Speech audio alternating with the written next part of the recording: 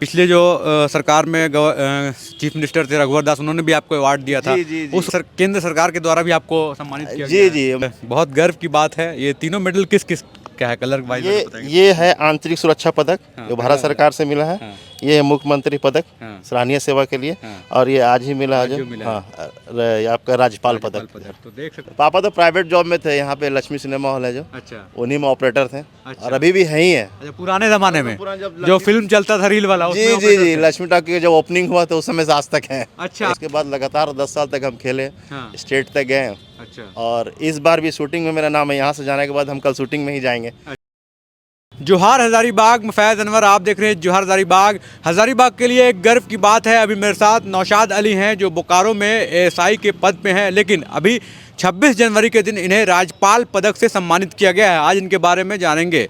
तो बहुत बहुत बधाई सबसे पहले नौशाद जी, कैसा लग रहा है ये पदक मिल? काफ़ी अच्छा महसूस हो रहा है, थोड़ा गर्व महसूस हो रहा है कि इतने दिन की नौकरी में इतना अच्छा से टाइम बिताएं। 20 साल जॉब होने के बाद किसी तरह का कोई गलती नहीं, किसी तरह का कोई अनुशासनहीनता नहीं, जिसके बाद ये मौका मिला। अच्छा। और ये काफ़ी मुश्किल था मेरे लिए। हाँ। ये 20-22 सालों में किसी तरह का कोई त्रुटि ना हो। पुलिस डिपार्टमेंट ऐसा है कि कहीं ना कहीं कुछ ना कुछ हो ही जाता है, लेकिन फिर भी शुक्र है कि मैं ईमानदारी से अपना नौकरी किया और अच्छे से सीनियरों का जो भी फॉलो किया रूल और उनका जो भी दायित्व दिया जाता था अच्छे से निर्वहन किया, जिसके कारण आज ये बिल्कुल मौका मिला है। ये बताइए, इससे पहले भी आपको कई पदक मिल चुके हैं, जैसे पिछले जो सरकार में चीफ मिनिस्टर थे रघुवर दास, उन्होंने भी आपको अवार्ड दिया था। जी। उस वक्त किस लिए मिला था और क्या था वो मौका? ये 2017 में मुझे रघुवर दास जी के द्वारा, माननीय मुख्यमंत्री जो थे, हाँ। उनके द्वारा दिया गया था सराहनीय सेवा के लिए। अच्छा। 10 वर्ष के सर्विस पूर्ण होने के बाद भी अगर किसी तरह का कोई दाग नहीं है और अच्छा सर्विस पीरियड रहा हो,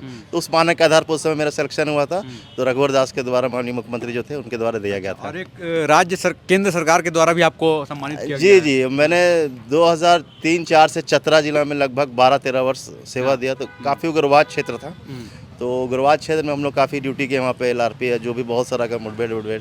हाँ। तो उसके लिए आंतरिक सुरक्षा पदक के लिए नवाजा गया था। वो केंद्र सरकार, भारत सरकार दिल्ली से हम लोग को आया था 2000, वो भी 17-18 में आया था। तो कैसे शुरू हुई आपकी जर्नी? कैसे पुलिस में आप कैसे आ गए हैं? क्या शुरू से उद्देश्य था, या फिर हज़ारीबाग से जब स्कूलिंग कहाँ से हुआ और पुलिस फोर्स में कैसे आपने ज्वाइन किया? स्कूलिंग तो मेरा मिशन स्कूल हज़ारीबाग से हुआ है। हाँ। और कॉलेज मेरा आनंदा कॉलेज से स्नातक हुआ। और पुलिस जॉब में आने का कोई वैसा प्लान नहीं था, लेकिन एक्चुअली हम लोग क्रिकेट के प्लेयर थे। हाँ। और एकेडमी चलता था हज़ारीबाग स्टेडियम में, अच्छा। तो वहाँ प्रैक्टिस करते थे। हाँ। रनिंग वनिंग अच्छा ही था, तो वहाँ लोग तैयारी करते थे। हाँ। तो उसी समय में वैकेंसी आया था पुलिस का। तो 2-3 लड़का लोग बोला कि यार आया तो ट्राई करो। हाँ। उस समय हम कॉलेज में ही थे। हाँ। तो ट्राई किए। तो उसके बाद जब जिस दिन दौड़ था उसके एक दिन पहले हम लोग प्रैक्टिस करके निकल रहे क्रिकेट का, तो पता चला कि कल दौड़ है पुलिस वाला। तो हमको तो जानकारी भी नहीं था। हाँ। तो बोला अच्छा ठीक है कल आएंगे। तो दूसरे दिन गए, प्रैक्टिस के बाद वहीं रनिंग था। हाँ। रनिंग हुआ, उसके बाद फिर एग्ज़ाम दिए। अच्छा। उसके बाद देखे कि सिलेक्शन हो गया। कुछ दिन बाद आया तो फिर ज्वाइन किए। तो किस साल में आपने ज्वाइन किया? 2003 दिसंबर में ज्वाइन किए थे। 2003। हाँ, रिजल्ट आया था अभी फरवरी 2004 में चतरा में जाकर ज्वाइनिंग हुआ मेरा। अच्छा, उसके बाद कहाँ कहाँ पोस्टिंग हुई आपकी?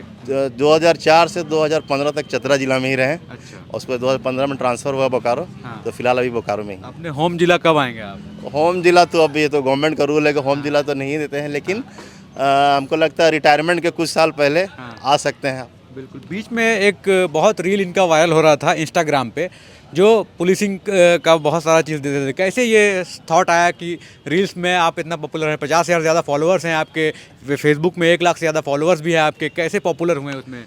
बस एक अपना एंजॉय या मन करता था। अगर इस डिपार्टमेंट में है तो कुछ दिन हम सोचे, लोगों को ट्रैफिक में भी थे। हाँ। तो सोचो कि अपने तरीके से लोगों को जागरूक करें। हाँ। कि ऐसा हेलमेट लगाएं, ट्रिपल लोड ना चले। तो लोग काफ़ी रील्स देखते हैं आजकल। हाँ। और सोशल मीडिया में ज़्यादा है। तो मुझे लगा ये तरीका ज़्यादा अच्छा है किसी को समझाने का।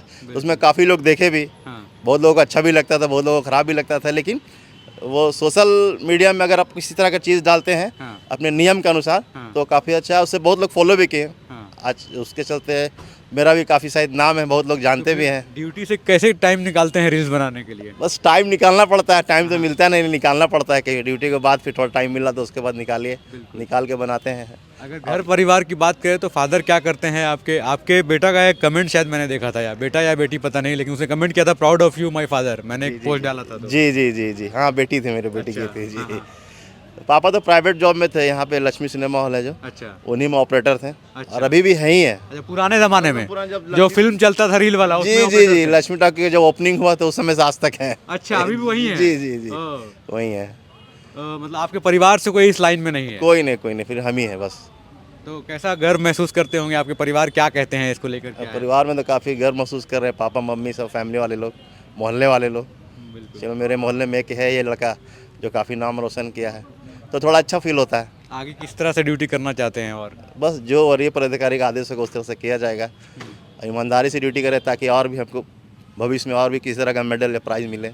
बिल्कुल, शूटिंग में भी आपका बहुत इंटरेस्ट था? जी जी, शूटिंग में हम चतरा में थे तो उसके बाद लगातार 10 साल तक हम खेले, हाँ। स्टेट तक गए। अच्छा और इस बार भी शूटिंग में मेरा नाम है, यहाँ से जाने के बाद हम कल शूटिंग में ही जाएंगे। अच्छा। स्टेट का कल से प्रैक्टिस स्टार्ट ही हो गया है, हाँ। और 29 से 31 तारीख को वहाँ फायरिंग है। तो खेल से जुड़े रहने से कितना फ़ायदा हो रहा है? ये पुलिसिंग को क्यों स्पोर्ट्स ज़रूरी होता है लाइफ में?